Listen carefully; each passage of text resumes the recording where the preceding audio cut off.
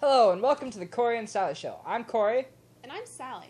And this is our little podcast. We're going to be sitting here and talking about stuff, and you, the viewer, are going to like it. Anyways, so our topic for the day is belief. But first, we'd like to start you off with our word of the day. The word of the day is grandiloquent. You know those people that think they're all audacious because they use a plethora of colossal linguistics, when most of the time it's just ambiguous? They think they're sagacious and ingenious, but really, all their gargantuan words are superfluous. Well, what about us? What about us hippopotamonstrous squeepedalophobics? What about us? Seriously. I mean, well, in all truth, grandiloquent simply means people that use big words to make themselves sound smart. Now you remember that, and that is our word of the day. And now for our section on beliefs. In order to really understand where beliefs come from, we have to start off with what we think we know. See, in this world, we have our senses that we rely on to understand what our environment around us is. I feel this couch, I see this couch, therefore I know it exists. I feel Sally, I see Sally, I know she exists. So therefore, we base all of our beliefs on our experiences, but not all of them, per se.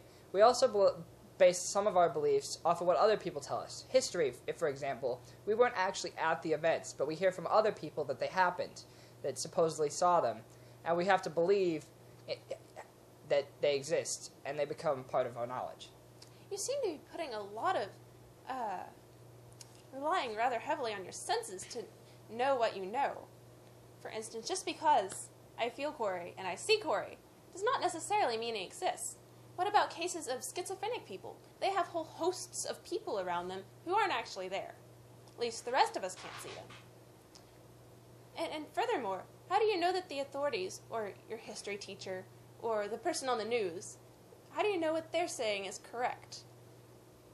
Well, see, that's where the belief comes in, because we have to have some sort of faith that that knowledge that what we say as knowledge is true, so that we can have a basis for the life on this earth. We have a basic understanding of the world around us in order to live and to be living, thinking beings.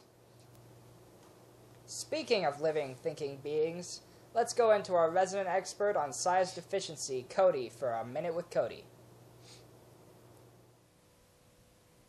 Today I'll be talking about Euler's identity, named after Leonard Euler.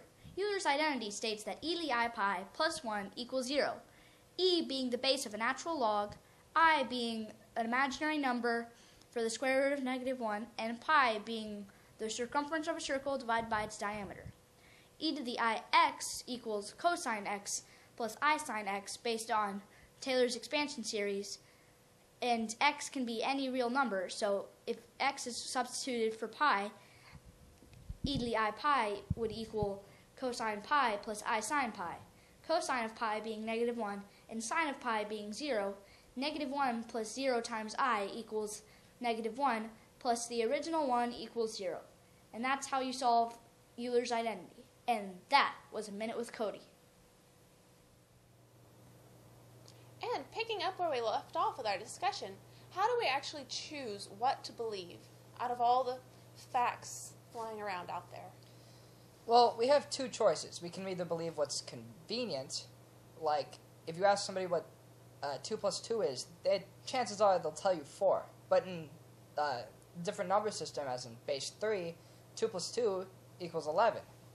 And that's not what normal people would tell you, because it's not convenient when they've grown up their whole lives using the base 10 number system. Also, you can choose to do what's logical. Is it logical that I'm here right now, sitting on this couch? Or is it logical that I'm a brain in a jar in some laboratory? See, that's where it all comes down to. What's logical and what's convenient? That's what you believe. But there are those people out there who believe things that aren't logical or convenient. Like, if you were to jump off a cliff and flap your wings, that you'd fly. Yes, not sure anyone actually believes that, but it's quite possible. No, I've heard about it. Okay. There are some people who simply believe what they've been taught since birth with no consideration for its logical or what the rest of the world thinks.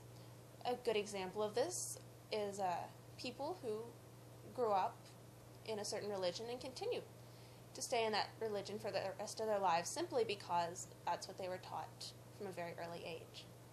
Well, that was our show. I hope you liked it. This is Cory. And this is Sally. And that's the stuff that matters.